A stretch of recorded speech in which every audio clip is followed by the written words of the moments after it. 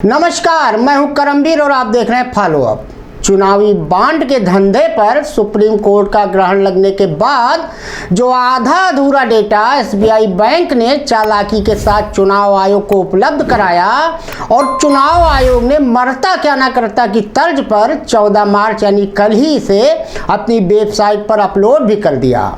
उससे इतना तो पता चल ही गया कि चंदे के इस गंदे धंधे में झोल ही झोल है, जिसको समझने से पहले खुद समझना बेहद मुश्किलों भरा है। हालांकि आज शुक्रवार को एक बार फिर सुप्रीम कोर्ट की चौखट पर स्टेट बैंक को लालच मलालत के साथ फटकार झेलते हुए वो जादुई नंबर भी मैं हलफनामे को देने के लिए कह दिया गया है, जिसके जरिए ये पता चल जाएगा कि किस पार्टी ने किस यूनिक नंबर के बांड खरीदार का बांड भुनाया। इस सब के बीच कोई ये सवाल नहीं पूछ रहा कि आखिर जब मोदी सर की तेज तर्रार जांच एजेंसियां ईडी, सीबीआई, आईटी किसी के ठिकानों पर छापे मारती हैं तो उनके प्रेस रिलीज से लेकर गोदी मीडिया तक गला फाड़ के बताते हैं कि कंपनी से लेकर उसके प्रमोटरों तक की फला संपत्ति और बैंक खाते फ्रीज कर दिए गए हैं। ऐसे में सबसे बड़ा सवाल ये उठता है कि जब खाते फ्रीज कर दिए गए तो छापे के तारीख के बाद वही कंपनियां किस तरह से कंपनी के नाम पर चेक से बांड खरीद लेती हैं और उसे कोई पार्टी बाद में भुना भी लेती है। अगर बांड खरीदने वाले 20 टॉप के लोगों या कंपनियों पर निगाह डाली जाए तो इनमें से तकरीबन 12-13 कंपनियां वो हैं जिनके ऊपर किसी न किसी जांच एजेंसी ने कार्रवाई की और उसके कुछ दिन बाद ही उन कंपनियों ने बांड खरीदे और वो बांड बाद में कैश भी हुए। इस सूची में उत्तराखंड में धसी सुरंग बनाने वाली कंपनी नयुग का भी नाम है, जिसने 55 करोड़ के बांड खरीदे।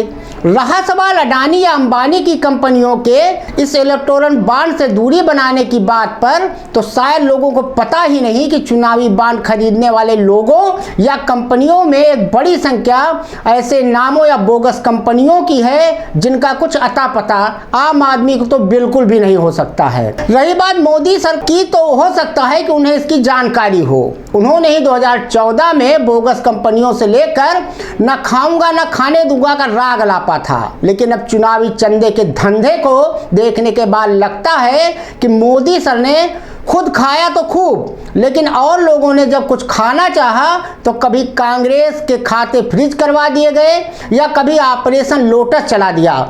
इसका जीता जागता सबूत बिहार की तोड़फोड़ से लेकर हिमाचल, मध्य प्रदेश और राजस्थान में पाला बदल दल बदलुओं से अच्छी तरह लगाया जा सकता है और इसका पुख्ता आधार है कि 2019 चुनाव के दौरान इलेक्टोरल बांड के जरिए भाजपा को तकरीबन 1700 करोड़ रुपए और 2024 की जनवरी माह में 202 करोड़ रुपए मिले, जिसे पार्टी ने भुनाया।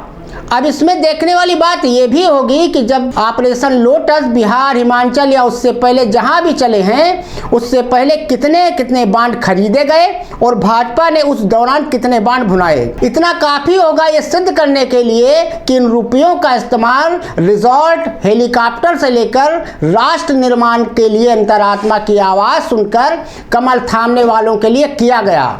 रही बात अडानी अंबानी की, तो चुनावी बांड खरीदने वाली सूची को ध्यान से देखा जाए तो 3 ऐसे कनेक्शन साफ साफ दिखते हैं कि अडानी अंबानी जैसे लोगों का नाम क्यों नहीं है।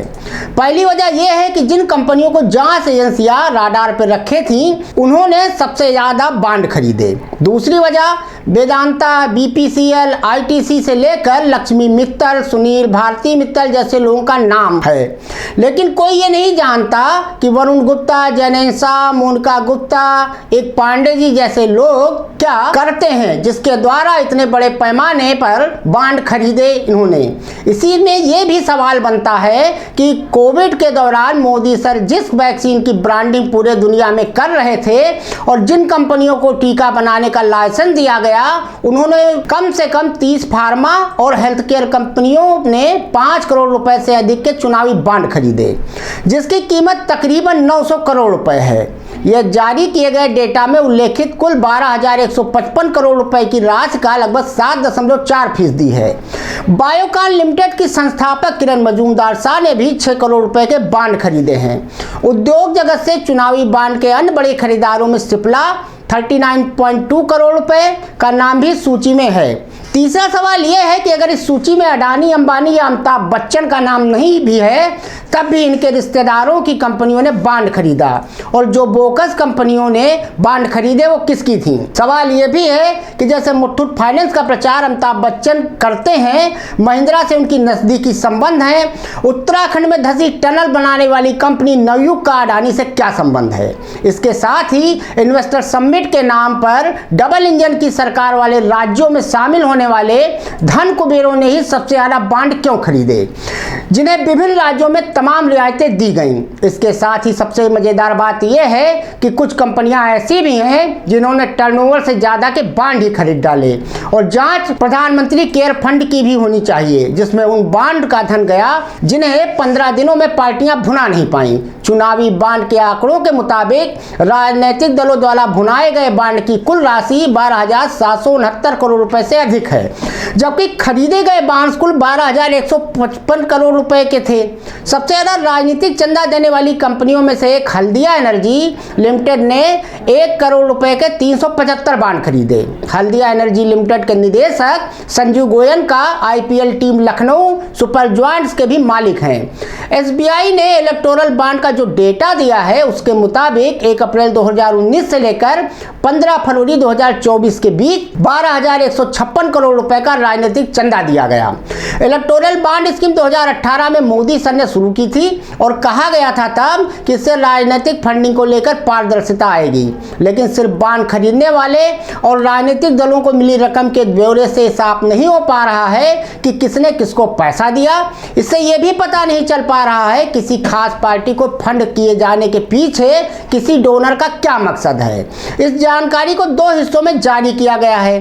पहले हिस्से में 336 पन्नों में उन कंपनियों के नाम हैं जिन्होंने इलेक्टोरल बॉन्ड खरीदा है और उसकी राशि की जानकारी भी दी गई है, जबकि दूसरे हिस्से में 426 पन्नों में राजनीतिक दलों के नाम हैं और उन्होंने कब कितनी राशि के इलेक्टोरल बॉन्ड कैश कराए इसकी विस्तृत जानकारी है।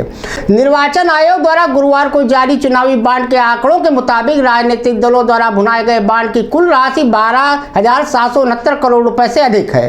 कंपनियों और व्यक्तियों द्वारा खरीदे गए 12,155 करोड़ रुपए के चुनावी बॉन्ड से कहीं ज्यादा है। दरअसल यह विसंगति इसलिए हो सकती है क्योंकि भारतीय स्टेट बैंक ने केवल 12 अप्रैल 2019 से शुरू होने वाला डेटा जारी किया है। चुनावी बॉन्ड इसकी खरीद की तारीख से 15 दिनों के लिए वैध हुआ करते हैं, इसीलिए संभव है कि अप्रैल की शुरुआत में खरीदे गए बॉन्ड्स में से कुछ को पार्टियों द्वारा 12 अप्रैल के बाद भुनाया गया था, इसलिए उनका भुनाने वाला डेटा अब उपलब्ध नहीं है, लेकिन उनकी बिक्री का डेटा नहीं है। हालांकि ये तर्क इस विसंगति का स्पष्टीकरण तभी माना जा सकता है जब भारतीय स्टेट बैंक इसकी पुष्टि करे और इसके द्वारा चुनावी बॉन्ड योजना से पहले वर्ष से सभी गायब डेटा जारी किए जाए। गौरतलब यह भी है कि 15 फरवरी को सुप्रीम कोर्ट ने चुनावी बॉन्ड योजना को रद्द करते हुए अपने फैसले में कहा था कि मतदाताओं को यह जानने का अधिकार है कि क्या सत्तारूढ़ दल और व्यावसायिक घरानों या कारपोरेट हितों के बीच कोई पारस्परिक लेन देन हुआ है। चूंकि एसबीआई ने बॉन्ड की खरीद और उन्हें पार्टी द्वारा भुनाने की 2 अलग अलग सूचियां दी हैं, तो यह बताना मुमकिन नहीं है कि किसने किस दल को कितना चंदा दिया था।